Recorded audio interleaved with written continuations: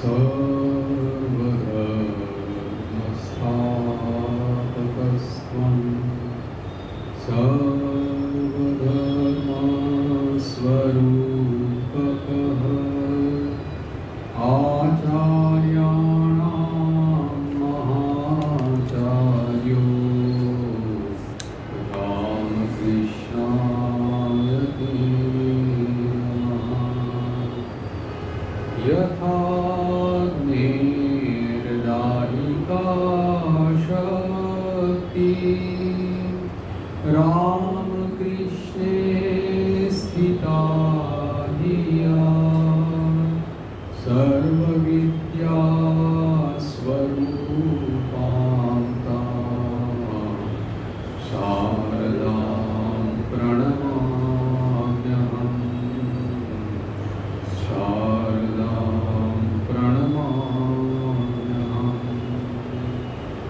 परतत्त्वे सदा लीनं रामकृष्ण समाज्ञया यो धर्मस्थापनरतो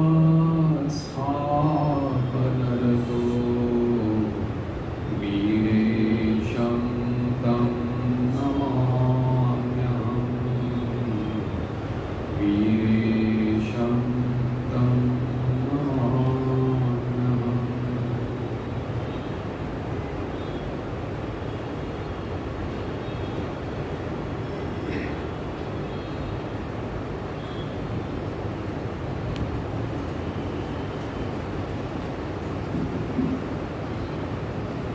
स्वामी शिष्य संवाद में प्रसंग है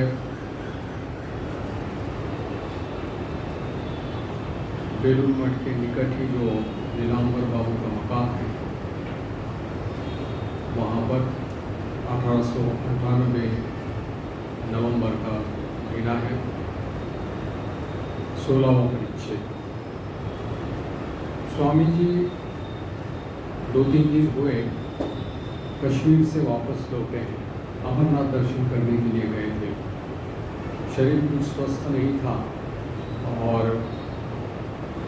एक दिन शिष्य जब मठ में आता है तब स्वामी ब्रह्मानंद जी महाराज उसको कहते हैं कि जब से स्वामी जी वापस आए हैं अमरनाथ से, तब से किसी से वार्तालाप नहीं कर रहे हैं, मौन होकर बैठे हैं। तुम जाओ, थोड़ा सा स्वामी जी से वार्तालाप करो। तुम्हारे ऊपर उनका स्नेह है, इसलिए स्नेह जैसे निम्नगामी रहता है, तो इसलिए स्वामी जी तुमसे बात कर सकते हैं। शिष्य ऊपर में जा करके स्वामी जी के कमरे में जाकर बैठता है। स्वामी जी पद्मासन लगा करके बैठे हैं, पूर्वज्ञों मानो गंभीर ध्यान की मुद्रा में। केवल दिख रहा है कि बाहर की तरफ देख रहे हैं। शिष्य को देखते ही बोले, अच्छा तुम आ गए। शिष्य ने पूछा कि आपकी आंखें लाल कैसी हो गई? तो स्वामी जी कुछ नहीं कह करके उन्होंने उसका उत्तर टाल दिया।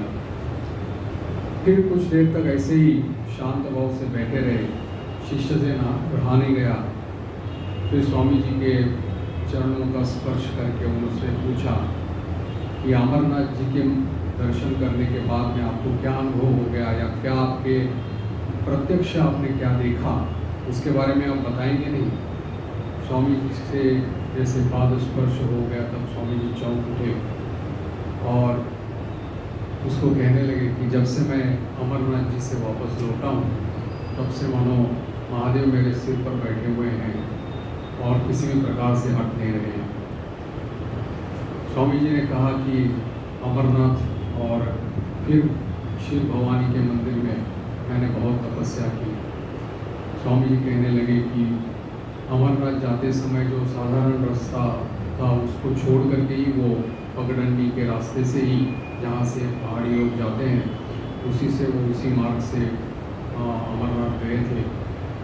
और इतना बहुत जाड़ा था, ठंडी थी कि ऐसी हवा चल रही थी कि मानो लग रहा था कि शरीर में मानो कोई सुई जैसी चुभ रही है। लेकिन जब वो बाहर में जो तालाब है उसमें स्नान करने के बाद में जब सीधे अमरनाथ जी की गुफा में चले गए, तब मानो उनको लगा कि कोई ठंडक या गर्मी वहाँ पर महसूस नहीं हुई, लेकिन बाहर आते ही वो कह रहे थे कि मेरी फिर से ठंडा ने पकड़ लिया। शिष्य ने पूछा कि अमरनाथ जी का दर्शन हो गया, जब बाहर आते हैं तो सफ़ेद कबूतर आपने देखे क्या? तब स्वामी जी ने कहा कुछ 3-4 सफ़ेद कबूतरों को देखा है।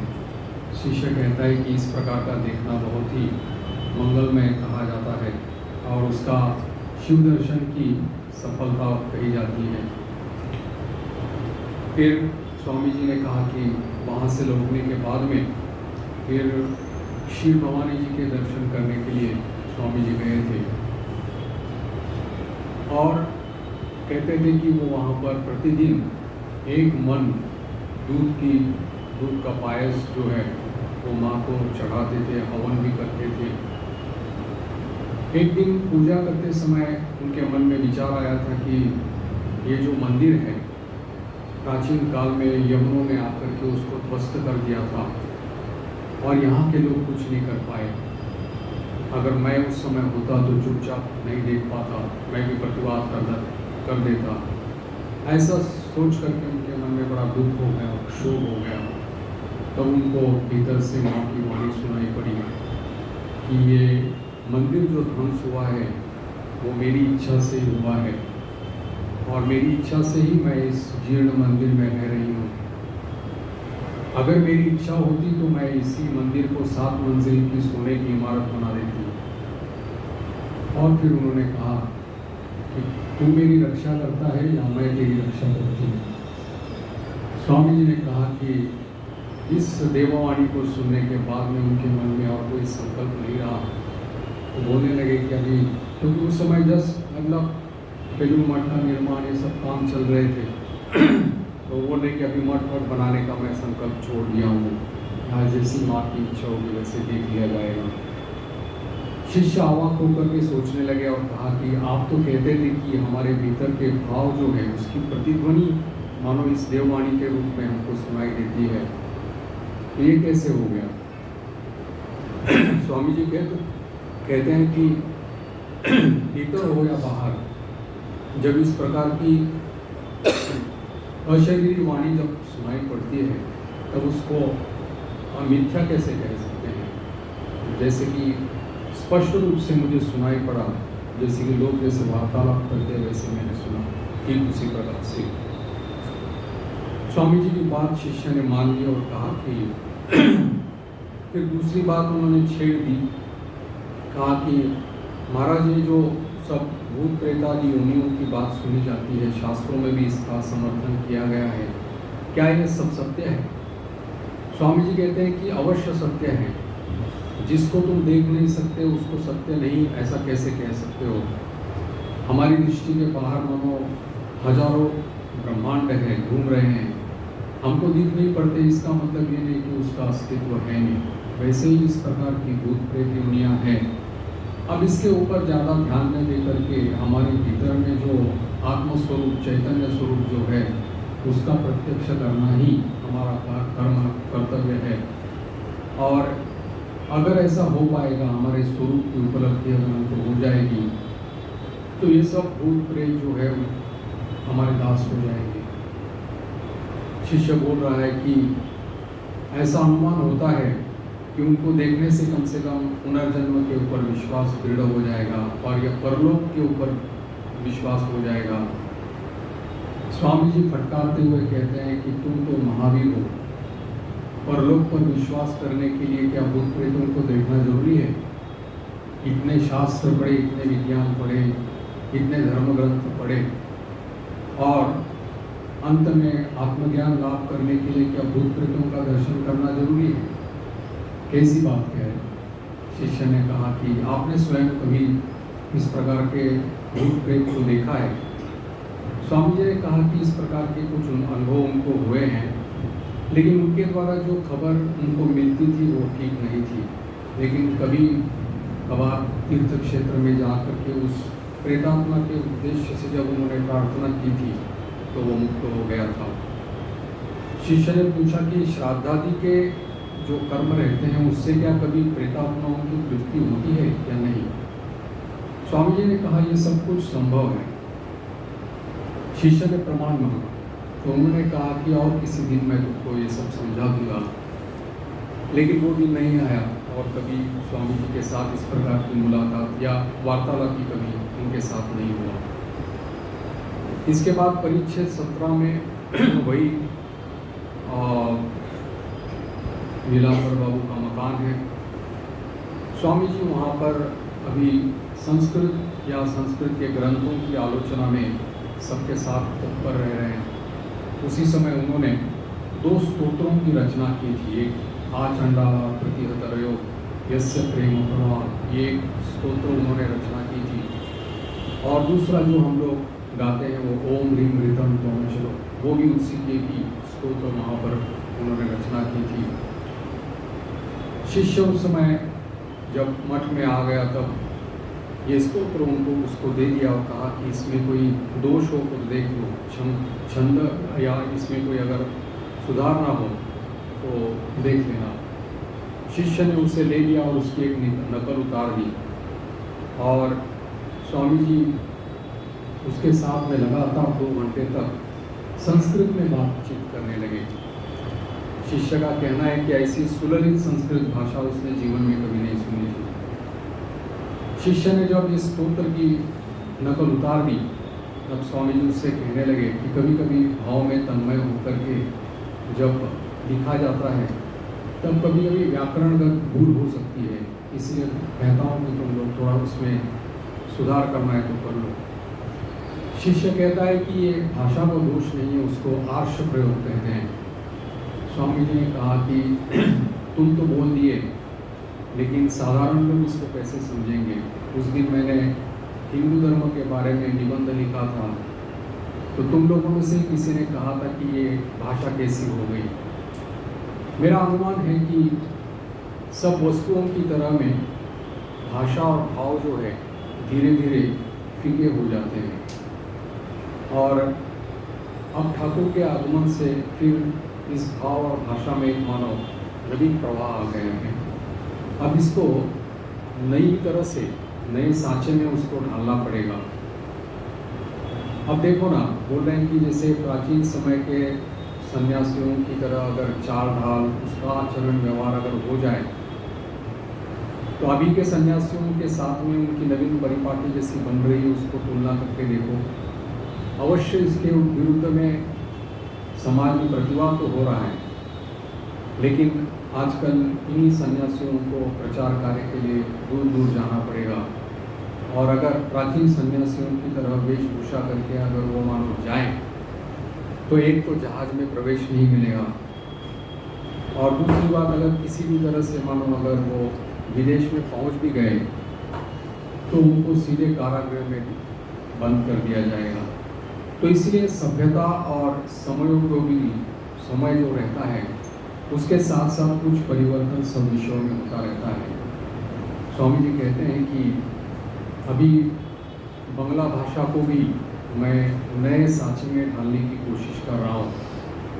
आजकल के जो लेखन जो लेखक जब लिखते हैं तो बहुत सारे क्रियापदों का व्यवहार करते हैं और इसलिए क्रियापद का व्यवहार ज़्यादा होने से फिर भाषा में शक्ति नहीं आती।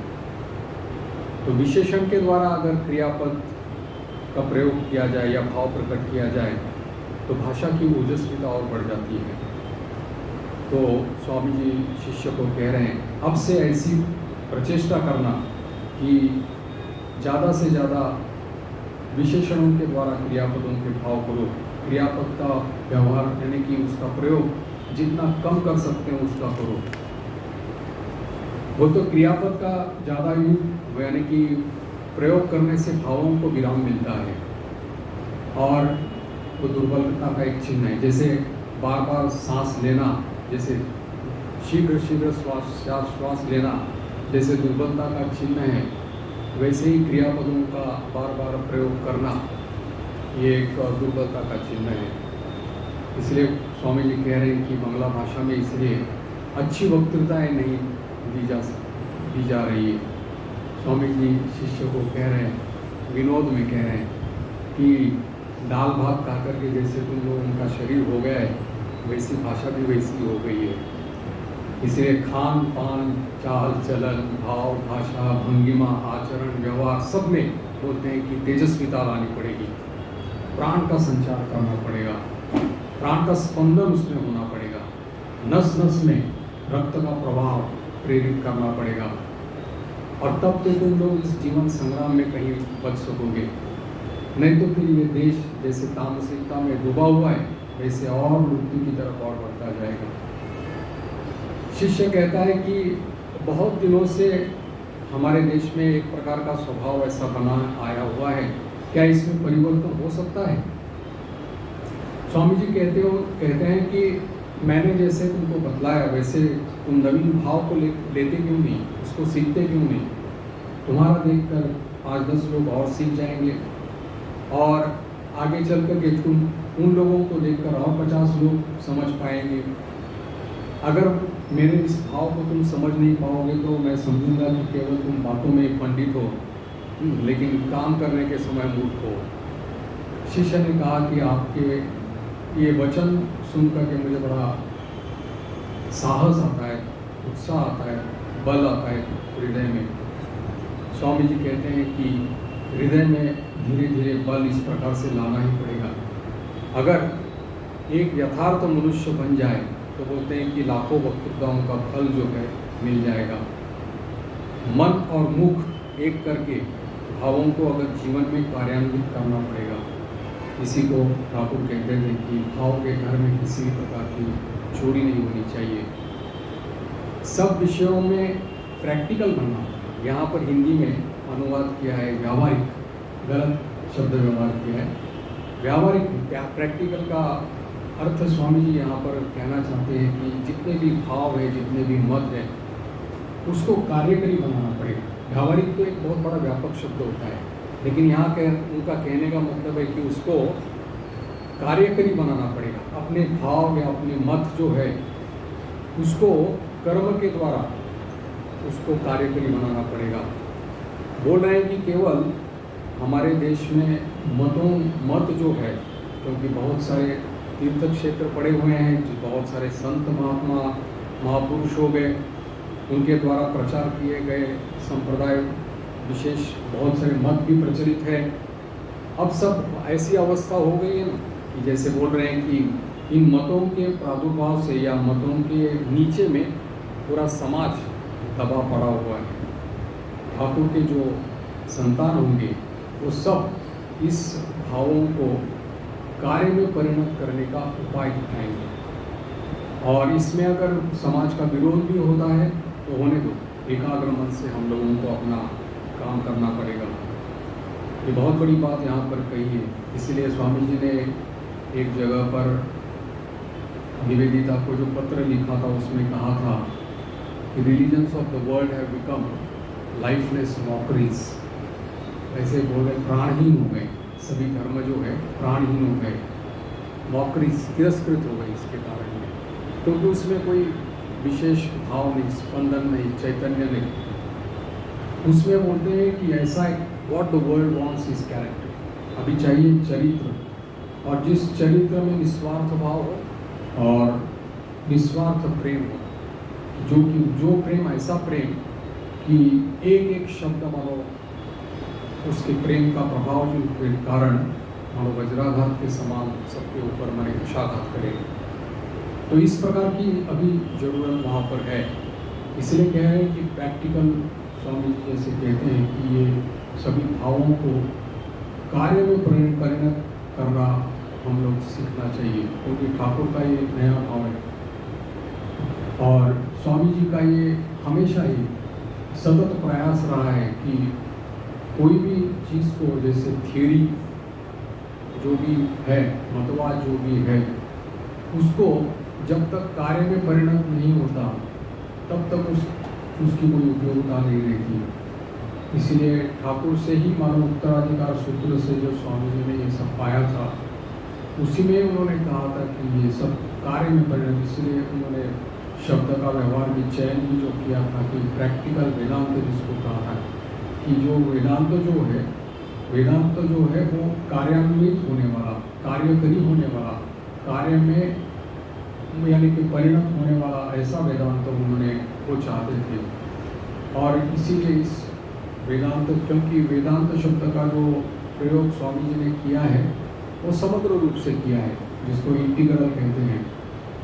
क्योंकि हमारी एक गलतफहमी है कि वेदांत को जनरली हम लोग अद्वैत वेदांत के साथ में जोड़ देते हैं, लेकिन वेदांत के अंतर्गत ही इस प्रकार के यानी कि कर्मयोग भी उसी के भीतर आता है, ज्ञान योग भी इसी के भीतर आता है, राजयोग भी इसी के भीतर आता है और भक्ति योग भी इसी के भीतर आता है। वेदांत के भीतर कम से कम 250 स्कूल्स है, थॉट्स, स्कूल ऑफ थॉट्स है वहाँ पर 250। तो इतना सारा वेदांत है। तो वेदांत कहने से अद्वैत वेदांत नहीं, वेदांत कहने से समग्र वेदांत। स्वामी जी ने कभी भी ये भूल नहीं की कि वेदांत को अद्वैत वेदांत के साथ में एक करके, ऐसा कभी नहीं किया। इसलिए स्वामी जी कहते हैं कि इसको परिणत करने के लिए यानी कि कार्यकरी करने के लिए उन्होंने सब उपाय जो है उन्होंने बताए थे। और इसमें अगर समाज अगर विरोध करता है तो वो भी सहन करना पड़ेगा। बोलते हैं कि तुलसीदास जी का दोहा उन्होंने कहा है कि हाथी चले बाजार तो कुत्ता भूखे 1000 बार, साधु को दुर्भाव नहीं, निंदे चाहे संसार। इसी भाव से चलना पड़ेगा। ठाकुर जैसे कहा करते थे कि लोग न पोक मतलब कीड़ा, लोग हैं न कीड़े हैं। तो इसी प्रकार से कि अगर ऐसी ही भली भली बातें अगर सुनने बैठे हम लोग जीवन भर, तो कभी भी हमारे द्वारा कोई महत् कार्य नहीं हो सकता। स्वामी जी कहते हैं कि नायम आत्मा बलहीन लभ्या, शरीर और मन में दृढ़ता न रहने के कारण हम लोग आत्मा उपलब्धि नहीं कर सकते। और इसलिए कहते हैं कि ये मनमुख करके दृढ़ता उसमें लानी पड़ेगी। मैं हीन हूँ, मैं दीन हूँ, इस प्रकार का अगर बार बार कहते समय कहेंगे तो मनुष्य वैसे ही हो जाता है। इसलिए यहाँ पर शास्त्रकार जो कहते हैं उसकी उद्धृति यहाँ पर दी है कि जो मुक्ताभिमानी है वो मुक्त हो जाता है और जो बद्धाभिमानी है वो बद्ध ही हो जाता है। या मतिस्सा गति भवे, जैसी सोच वैसे आप बन जाएंगे। इसलिए हमारे ठाकुर अवश्य ये थे कि अहंकार विरोधी थे, अभिमान विरोधी जरूर थे, लेकिन ये हीन भाव भी पसंद नहीं करते थे। बोलते थे कि किसकी संतान है, जगन माता की संतान है, इस प्रकार का विश्वास हम करने के लिए, क्योंकि वो विश्वास कभी अहंकार में परिणत अगर हो भी जाए, अभिमान में अभी आ जाए, तो भी दास का अभिमान जो रहता है वो हो जाएगा। लेकिन वो सब समय ये कहते हैं कि अपने आप को मुक्त समझने की सब समय हम लोगों की भावना करनी पड़ेगी। इसलिए जब ब्राह्मण समाज के लोगों के साथ में ठाकुर जब बात करते थे, वार्तालाप करते थे, तब कहते थे कि तुम्हारा जो वो एक ग्रंथ है बाइबल जिसको है, उसमें देखा पहले से लेकर के अंत तक केवल पाप और पाप ही बोल रहा है। तो बोल रहे हैं कि जो सब समय पाप सोचता है वो सब पापी हो जाता है। इसलिए गिरीश घोष वो भी एक बार जैसे ठाकुर से बात कर रहे थे, उस समय उन्होंने कहा था कि इस पापी की क्या गति होगी। वो ठाकुर ने यही कहा था कि अगर पाप करोगे तो पापी हो जाओगे। तो बोले मैं जिस जगह पर बैठता हूँ वो मिट्टी भी अपवित्र हो जाती है। बोले ऐसे कैसे हो सकता है। बोले 1000 साल का अगर अंधकार घर है, अंधेरा घर है, अगर उसमें प्रदीप लेकर जाया जाए तो फिर क्या वो अंधेरा थोड़ा थोड़ा करके दूर हो जाएगा, एकदम दूर हो जाएगा। वो इंगित कर रहे थे कि अब साक्षात गुरु रूप से ठाकुर स्वयं सब उसके सामने बैठे हैं, तो किस चीज़ की चिंता उनको है। इसीलिए वो ठाकुर इस भाव को बहुत बड़ा ये करते थे कि मुक्ताभिमानी होने के लिए। और इसलिए स्वामी जी कह रहे हैं कि ये मुक्त अभिमान जो है सर्वदा जागरूक रहना चाहिए। स्वामी जी यहाँ तक कह रहे हैं कि ऐहिक और पारमार्थिक दोनों पक्षों में इस बात को सत्य जानना चाहिए, यानी कि सब समय ये मुक्ताभिमान जो है वो दोनों पक्ष में उसकी चिंता करनी चाहिए। और जो हताश चित्त रहते हैं, निराश रहते हैं, उनसे कोई भी कार्य उस प्रकार का नहीं बन सकता। इसलिए स्वामी जी का कहना था कि जो अपने बल पर यानी कि आगे ठाकुर का संतान अगर है तो अपने बल पर आगे बढ़ेगा और सब समय एक हाथ से मानो वो सब प्रतिवाद कर देगा और दूसरे हाथ से वो मुक्ति का मार्ग भी सबको दिखा देगा। और ये बात उन्होंने एक बार एक पत्र में स्वामी जी ने लिखी थी, जो भारती नाम की जो पत्रिका थी उस समय उसकी संपादिका थी श्रीमती सरला घोषाल। तो उसको एक पत्र लिखा है स्वामी जी ने, उसमें उन्होंने कहा था कि हमारे देश में मानो समाज में मानो प्रैक्टिकलिटी बिल्कुल है ही नहीं। कार्य करने की कार्य में परिणत करने की जो एक क्षमता रहती है वो मानो हम लोग खो चुके हैं। हमारे सामने साध्य बहुत है लेकिन साधन का अभाव दिखाई पड़ता है। हमारा मस्तिष्क है लेकिन काम करने वाले हाथ नहीं है। हमारे पास वेदांत के सिद्धांत भरपूर पड़े हुए हैं लेकिन वो सिद्धांतों को कार्य में परिणत लाने की हमारी क्षमता नहीं। हम लोग साम्यवाद की बात करते हैं लेकिन कर्म के समय महाभेद भाव सब दिखाई पड़ता है। हम लोग निष्काम कर्म की बात करते हैं लेकिन हर काम स्वार्थ से प्रेरित रहता है। तो ये सब कुछ है, स्वामी जी कह रहे हैं हमारे समाज में ये सब कुछ है। तो संपादिका को लिख रहे हैं ये सब कुछ है, प्रस्तुत इसी प्रकार से हैं, लेकिन फिर भी हम लोगों को इसमें आगे बढ़ना पड़ेगा। समाज का जितना भी विरोध होगा, जितने भी प्रकार की हमारी निंदा अगर होगी इसमें, तो भी मानो इस संसार के घात प्रतिघात को अम्लान रूप से सहन करते हुए, एक हाथ से आंसू पोंछते हुए दूसरे हाथ से मुक्ति का पथ हम लोगों को ही उद्धार करना पड़ेगा। नान्य पंथ और कोई उपाय इसमें है नहीं। इसीलिए स्वामी जी बोल रहे हैं कि वीर बनो, केवल शब्द में नहीं लेकिन उसके साथ साथ वीर कर्मों का भी अनुष्ठान करते रहो।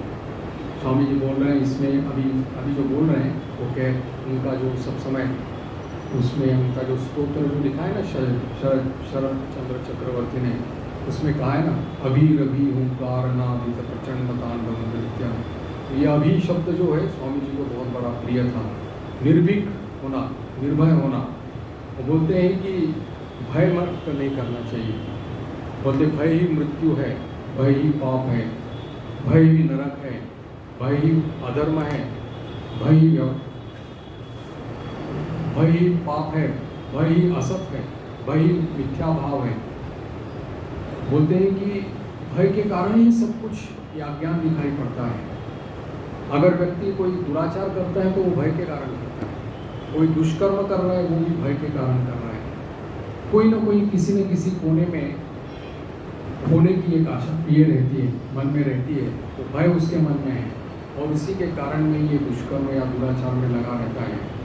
लेकिन जो निर्भय रहता है, निश्चोक रहता है, वो कभी इस प्रकार की गलती नहीं कर सकता या इस प्रकार के दुराचरण नहीं कर सकता। इसलिए स्वामी जी कह रहे हैं कि पहले बात तुम लोग अभी यानी कि निर्भय बन जाओ। स्वामी जी की ये जो मूर्ति देख करके शिष्य भी बड़े आश्चर्यचकित हो गए और देखने लगे कि इन महापुरुषों के पास रहने से मृत्यु में भी कहीं मनोभाव भाग जाता है। और इसीलिए स्वामी जी कह रहे हैं कि इस शरीर धारण करने के बाद में जितने भी विपद संपद आ जाएंगे उनको हिला देंगे, लेकिन इसको कभी भी इससे विचलित होना नहीं, लेकिन अपना जो भाव है कि मैं ही उस चैतन्य स्वरूप आत्मा हूँ, इसी भाव की दृढ़ता धारणा सब समय करनी चाहिए। बोलते हैं कि जब मैं वैद्यनाथ धाम में गया था देवघर में, तो मुखर्जी जो थे उनके भक्त थे, उनके घर में रहा था, तो उस समय सांस फूलने लगी थी। स्वामी जी को इसकी बीमारी थी, दमा की बीमारी जो थी वो, तो लेकिन उसी समय जब सांस फूलने लगी उसी समय हर श्वास के साथ में मानो मैं अनुभव कर रहा था कि सोहम मैं ही हूँ वो हूँ। इस प्रकार की ध्वनि अंदर से ही मानो आ रही थी और इसी से बोल रहा था कि मेरा सब जो है ये पीड़ा जो थी अपने आप दूर हो गई थी। शिष्य कहता है कि आपके साथ इस प्रकार से वार्तालाप करने से आपकी अनुभूति जो है इसको सुनने के बाद में ऐसा लगता है कि शास्त्र पढ़ने की आवश्यकता नहीं है। स्वामी जी कहते हैं कि नहीं, शास्त्र पढ़ने की आवश्यकता है।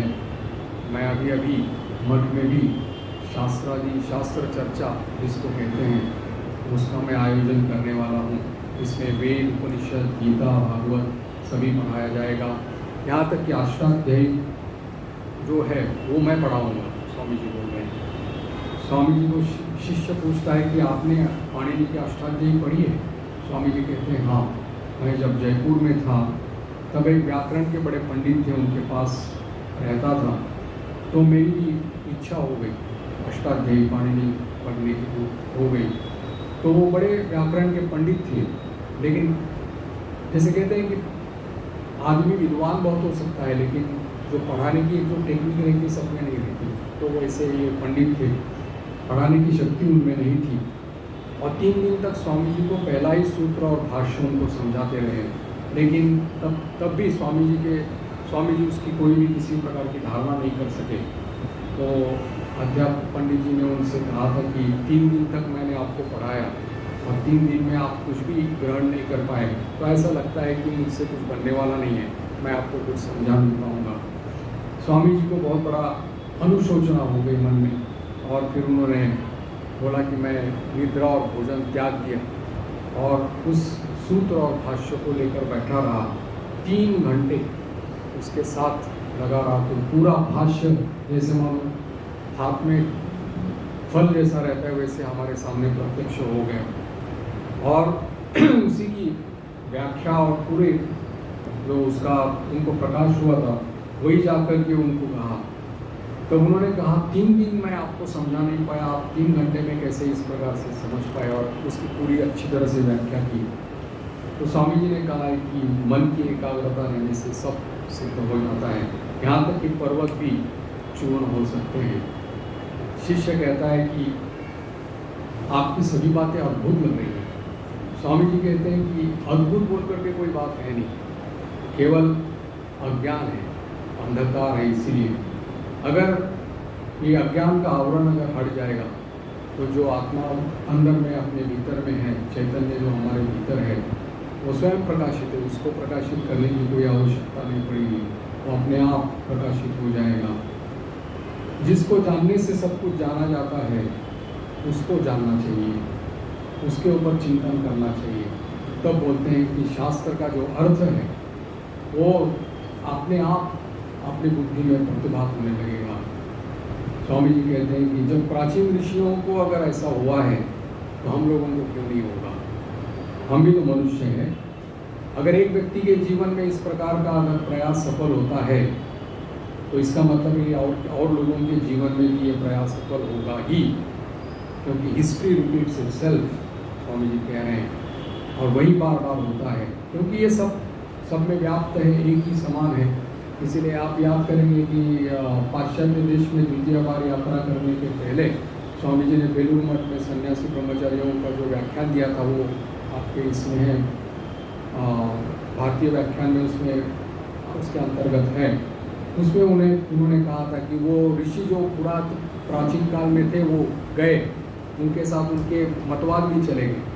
Now you must be the rishi, तुम लोग अभी ऋषि बन जाओ और तुम ही उसको आविष्कार करो। अगर वो कर सकते हैं तो तुम क्यों नहीं कर सकते? भले इसी प्रकार से आत्मा का प्रकाश जो है, आत्म प्रकाश अगर हमारे भीतर से हो जाएगा, तब देखोगे कि सब विषयों में बुद्धि अपने आप प्रवेश करेगी, क्योंकि बुद्धि जो है प्रगल्भ हो जाएगी और कामना शून्य, वासना शून्य हो जाएगी। तो उसमें किसी भी प्रकार का कोई ये नहीं, मेड़ नहीं रहेगी और तो कोई प्रतिबंध उसमें नहीं रहेगा। इसलिए बोलते हैं कि जिन्होंने अपने स्वरूप की उपलब्धि नहीं की है, ऐसी लोगों की बुद्धि जो है वो एक दिशी होती है, और जिन्होंने अपने ज्ञान लाभ किया है, ऐसे लोगों की बुद्धि जो है वो सर्वग्रासी होती है, क्योंकि सभी तरह के जितने भी ज्ञान के जितने भी दरवाजे हैं वो सब आत्मा के पुरुष के लिए खुल जाते हैं। इसलिए वो बोलते हैं कि उत्तिष्ठत जागृत प्राप्य वराणि बोधत। इसके बाद परिच्छेद 18 में स्वामी जी शिष्य को उन्होंने 2 दिन इसमें रहने की अनुमति दी है बेलूर मठ में। वो अपना वहाँ पर रह रहा है और सभी लोग स्वामी जी के पास, यानी कि बहुत सारे लोग उस समय स्वामी जी के पास आना जाना करते थे और स्वामी जी के उपदेश सुन करके बड़ी प्रेरणा पाते थे। एक दिन रात के समय में स्वामी जी ने शिष्य को अपने कमरे में सोने के लिए अनुमति दी थी और प्रसाद पाने के बाद, रात का प्रसाद पाने के बाद में स्वामी जी ने उसको चरण सेवा करने का अधिकार दिया। उसको बोल रहे थे कि ऐसा स्थान छोड़ करके तुम कहाँ जाओगे, कैसा पवित्र भाव है, देखो सामने गंगा जी है और सब साधु समागम है, ऐसा स्थान क्या तुमको ढूंढने से भी कभी मिलेगा। शिष्य कहता है कि महाराज मेरी बहुत पूर्व जन्म की बहुत बड़ी तपस्या है जिसके कारण आपका सत्संग मुझे मिल रहा है। ऐसा मैंने क्या किया था पता नहीं कि जिससे आपका मुझे संग जो अभी मिल रहा है।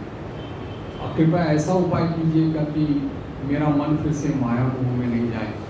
प्रत्यक्ष अनुभूति के लिए मैं बड़ा व्याकुल हो जाता हूँ। स्वामी जी ने कहा कि मेरी भी ऐसी अवस्था हो गई थी जब काशीपुर के उद्यान वाटी में जब ठाकुर के पास में ऐसी ही व्याकुलता से जब मैंने प्रार्थना की थी मुझे भी निर्विकल्प समाधि या प्रत्यक्षानुभूति हो जाए।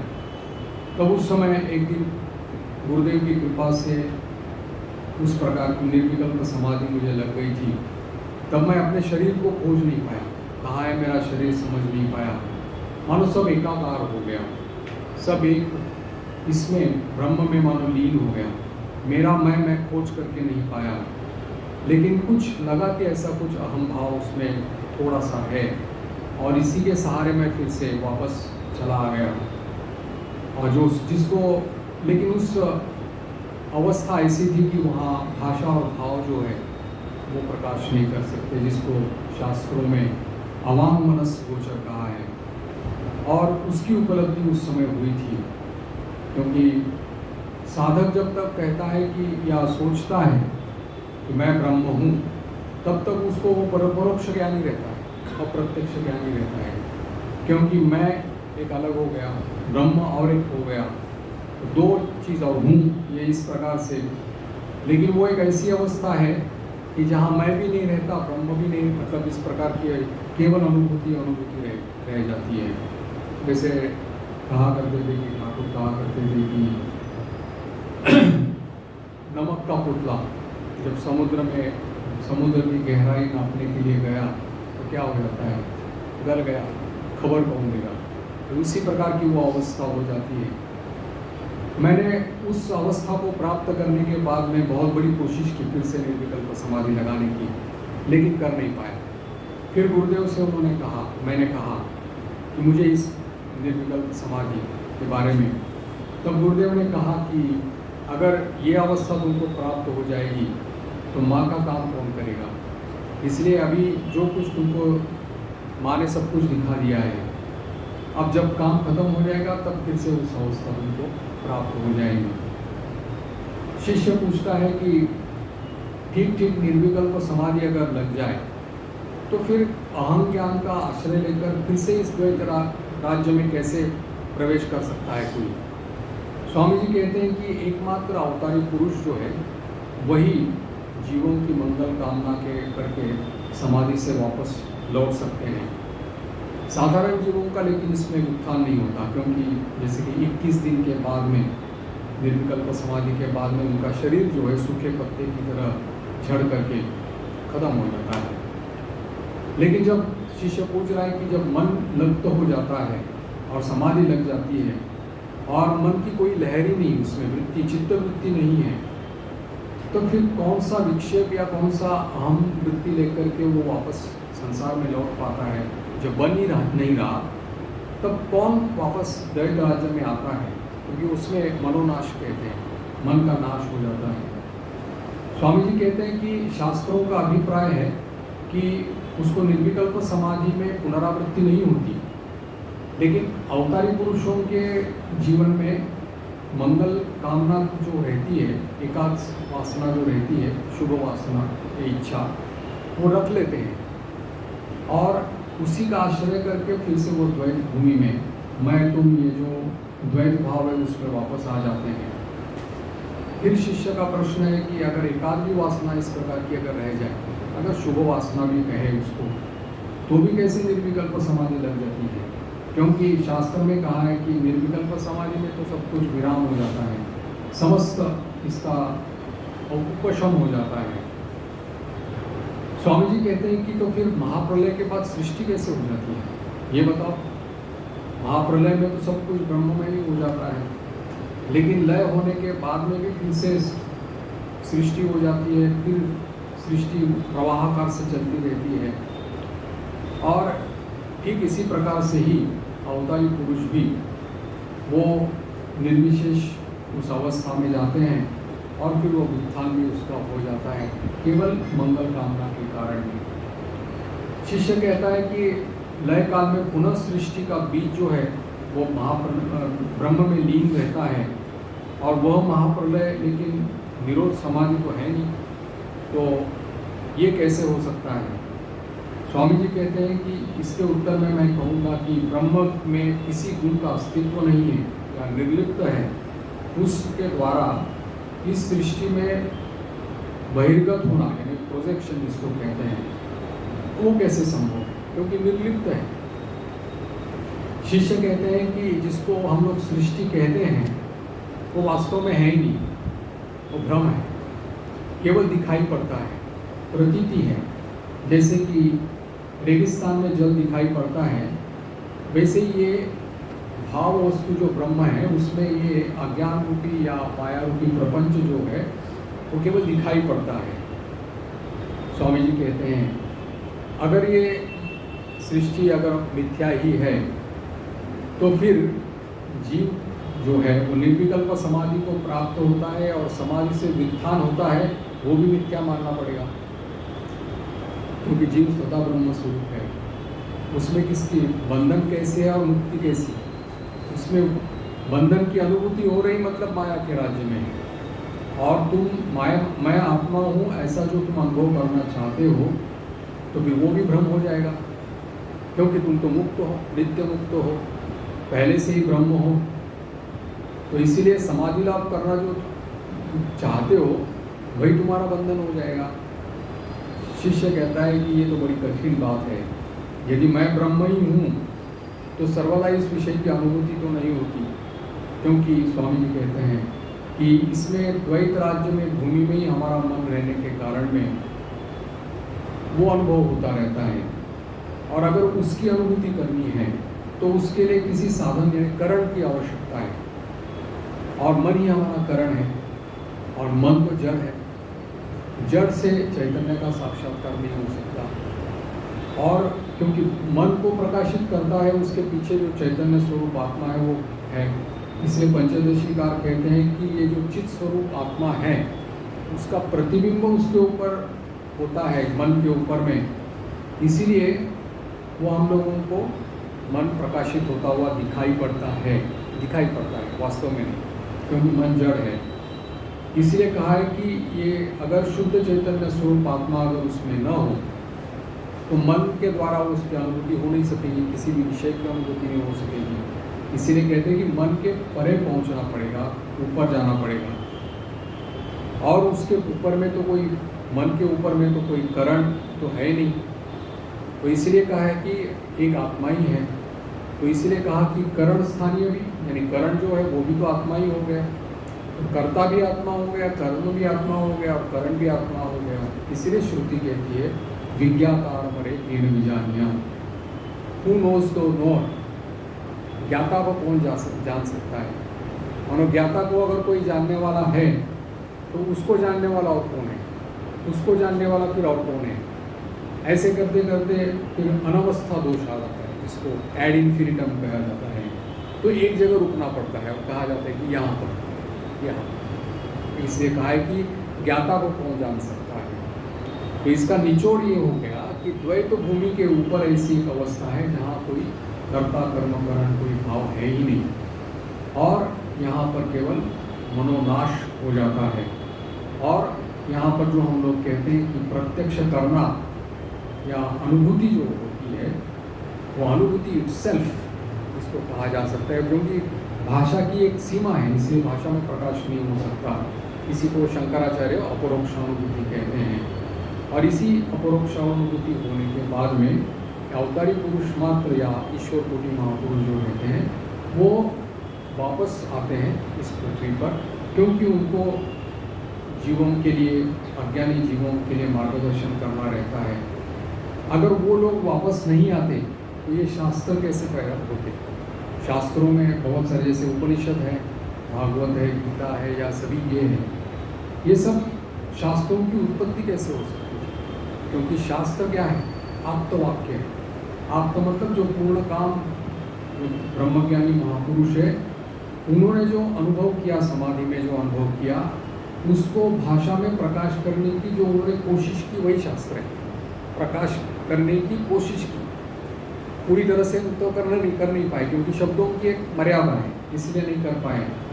जैसे कि वो नमक का पुतला का उदाहरण दिया, इसलिए मन के द्वारा ये सब कुछ अनुभव नहीं किया जा सकता, क्योंकि वहाँ मन का नाश हो जाता है, मन स्वयं जड़ है। और इसलिए जैसे कि कोई भी वस्तु की उपलब्धि हम लोगों को जो होती है वो मन के द्वारा ही होती है। जैसे हम लोग एक पुस्तक को देख रहे हैं तो हमारे आँखों के द्वारा हम उसको देख रहे हैं, और उसकी एक जो आँखों के द्वारा उसको ग्रहण करके फिर वो मन के पास चला जाता है, मन करण है। मन उसको अनुभव यानी कि ग्रहण करता है, मन उसको बुद्धि के सामने पेश करता है, बुद्धि उसको ठीक करती है पहले के अनुभव के साथ में, फिर तब उसको अनुभव होता है कि वो पुस्तक है, और उसके ऊपर आत्म चैतन्य का प्रकाश जब होता है तब अनुभूति होती है प्रकाश की वो पुस्तक है करके। इस प्रकार की प्रक्रिया है। ये प्रक्रिया को बोलने में हम लोगों को 2 मिनट लग गए, लेकिन वास्तविक अनुभूति हमको 1 सेकंड में होती है। जैसे देखा और कह दिया कि ये पुस्तक है, इसमें हम लोगों को बिल्कुल समय नहीं लगा। तो वो प्रक्रिया जो है, इसमें मन करण होने के कारण में, लेकिन वहाँ पर कोई करण का कोई अभाव पूर्ण रूप से होने के कारण में केवल अनुभव ही अनुभव। इसलिए कहा है कि इसके पीछे एक अखंड चैतन्य है, और उसी के लिए उसकी अयम आत्मा ब्रह्म, यही अनुभूति उसमें हो जाती है। और इसलिए इसको बताने के लिए सब बहुत सारे शास्त्र हैं। मांडुक्य उपनिषद का जो 7वां श्लोक है वो इसी को ही बताता है कि न अंत प्रज्ञम न बहिप्रज्ञम न उभयत प्रज्ञम न प्रज्ञम न प्रज्ञानघनम न प्रज्ञम न अप्रज्ञम अव्यपदेशम अव्यवहार्यम अदृष्टम प्रपंचोपशमम शांतम शिवम अद्वैतम चतुर्थम मन्यते स आत्मा सविज्ञेय। ऐसा कहा है। वो चतुर्थ कहा है, शांतम शिवम अद्वैतम चतुर्थम कहा है, स आत्मा सविज्ञेय। उसको जानना है। वो नहीं कह रहे कि उपलब्धि करना है, क्योंकि उपलब्धि करना मतलब ऐसा हो जाएगा कि कहीं से उपलब्धि हो रही है।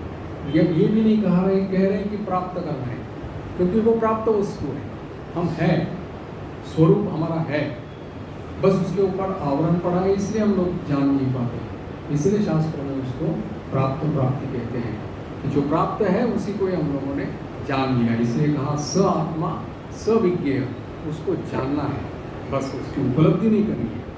शब्दों का खेल है, लेकिन शब्द इस प्रकार से उन्होंने, इसलिए स्वामी जी ने इस प्रकार से उसको कह दिया। और फिर देखा कि शिष्य को उस समय ये सब सुनते सुनते नींद आ रही थी, तो उसको सोने के लिए उन्होंने कहा। दूसरे दिन उसी रात को उन्होंने, शिष्य ने एक अद्भुत स्वप्न देखा, और दूसरे दिन उसने स्वामी जी के पास में इच्छा प्रकाश की कि स्वामी जी की चरण पूजा करने के लिए। तो वो उन्होंने, स्वामी जी ने अनुमति दे दी, और जो पूजा के जो उपकरण रहते हैं तो उसी में ही जो ठाकुर के लिए व्यवहार किए जाते हैं, वही उसी पूजा के उपकरणों में ही स्वामी जी के चरण लेकर के उसने पूजा की। स्वामी जी ने शिष्य से कहा, तूने तो पूजा कर ली, अभी बाबूराम आ जाएगा और मुझको खा लेगा। बोला, ये तो ठाकुर के बर्तन हैं, उसमें तुम्हारे मेरे पाँव रख करके तुमने पूजा की है। उतने में बाबूराम महाराज वहाँ पर आ गए और उन्होंने कहा कि देखो क्या इसने कर दिया। बाबूराम महाराज भी हंसते हुए कहने लगे कि अच्छा ही किया, तुम और ठाकुर में कोई अंतर थोड़ी है, एक ही तो है। इसको सुन करके शिष्य निर्भय हो गया, और शिष्य के भीतर में एक प्रकार का संस्कार था, सदाचार निष्ठ थे, ब्राह्मण शरीर था, इसलिए उनको स्वामी जी उनको कभी कभी पंडित कहकर पुकारते थे, पुरोहित कहकर पुकारते थे, कभी कभी भिक्षु कहकर भी पुकारते थे। और तो उन्होंने उसको प्रसाद स्वरूप उस समय का एक विदेशी बिस्कुट खाने के लिए दिया था और कहा, खाने के बाद कहा कि तुमने तो ये खा लिया लेकिन इसमें अंडा है। तो शिष्य कहता है कि अभी मुझे ये सब जानने की ज़रूरत नहीं, आपने मुझे प्रसाद करके दिया हुआ है, वही मेरे लिए अमृत है, उससे मैं अमर हो गया। स्वामी जी ने लेकिन उसके बाद वो उसको आशीर्वाणी सुनाई और कहा कि आज से मैं तुमको आशीर्वाद करता हूँ कि तुम्हारी जाति, वर्ण, पाप, पुण्य सब जो अभिमान है वो सदा के लिए दूर हो जाए। आशीर्वाद किया उसको। तो इससे बहुत शिष्य जो है अपने आप को बड़ा कृतार्थ मानने लगा था। और इसी के साथ में ही ये स्वामी जी की उस दिन की जो घटना है उसमें ये इस घटना के बाद में वो बाद में भी इस घटना को स्मरण करके वो शिष्य जो है उसको लगने लगा था कि उसका मानव जीवन सार्थक हो गया, क्योंकि जो हमारे भगवत प्राप्ति के लिए जितने भी व्यवधान रहते हैं, प्रतिबंध रहते हैं, वो सब तो यही है। अष्ट विकार, ये सब ये जो विकार है वो सब तो है। और यही का बंधन अगर छूट गया तो फिर जैसे कि बिना प्रतिबंध है, कोई ये है नहीं, तो बस भगवत प्राप्ति अपने आप होती है। तो शिष्य को एक अमोघ आशीर्वाद अव्यक्त जो कह सकते हैं वो मिल गया। तो आज यहीं पर विराम कर देते हैं। ओम शांति शांति शांति। हरि ओम तत्सत्। श्री राम कृष्णार्पणमस्तु।